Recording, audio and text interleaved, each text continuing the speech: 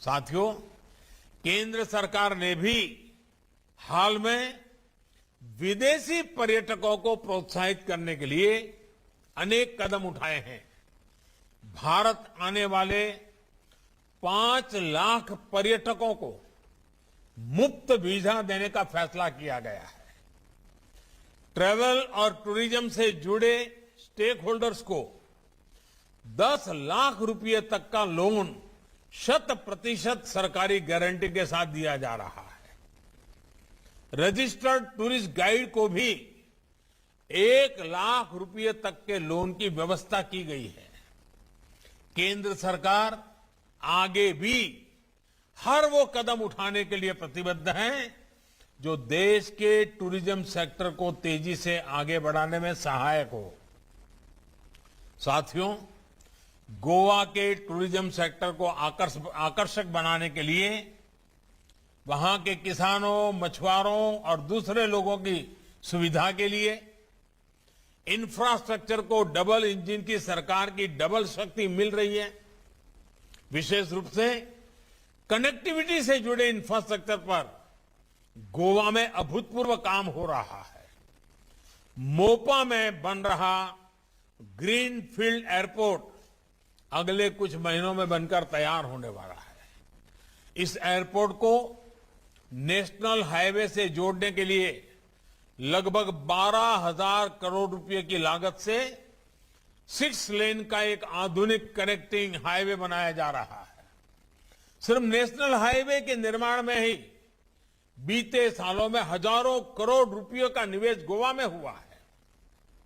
ये भी बहुत खुशी की बात है कि नॉर्थ गोवा को साउथ गोवा से जोड़ने के लिए जूरी ब्रिज का लोकार्पण भी अगले कुछ महीनों में होने जा रहा है। जैसा कि आप भी जानते हैं, ये ब्रिज पणजी को मार्गों को जोड़ता है। मुझे बताया गया है कि गोवा मुक्ति संग्राम की अनोखी गाथा का साक्षी अगौड़ा फोर्ट भी जल्द ही लोगों के लिए फिर खोल दिया जाएगा। भाइयों और बहनों, गोवा के विकास की जो विरासत मनोहर पर्रिकर जी ने छोड़ी थी, उसको मेरे मित्र डॉक्टर प्रमोद जी और उनकी टीम पूरी लगन के साथ आगे बढ़ा रही है।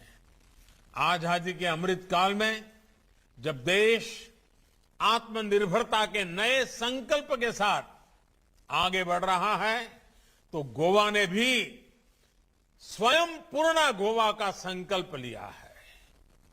मुझे बताया गया है कि आत्मनिर्भर भारत स्वयं पूर्ण गोवा के इस संकल्प के तहत गोवा में 50 से अधिक कंपोनेंट्स के निर्माण पर काम शुरू हो चुका है। ये दिखाता है कि गोवा राष्ट्रीय लक्ष्यों की प्राप्ति के लिए, युवाओं के लिए रोजगार के नए अवसर तैयार करने के लिए कितनी गंभीरता से काम कर रहा है।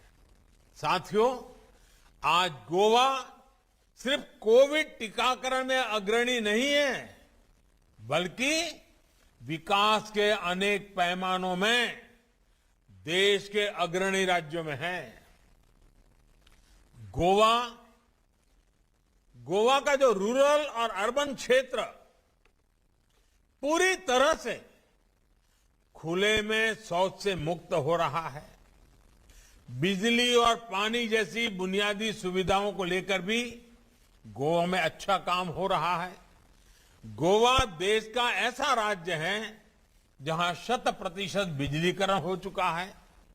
हर घर नल से जल के मामले में तो गोवा ने कमाल ही कर दिया है।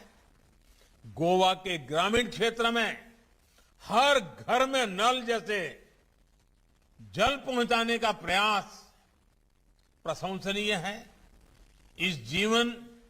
ये जल जीवन मिशन के तहत बीते 2 साल में देश ने अब तक लगभग 5 करोड़ परिवारों को पाइप के पानी की सुविधा से जोड़ा है। जिस प्रकार गोवा ने इस अभियान को आगे बढ़ाया है वो गुड गवर्नेंस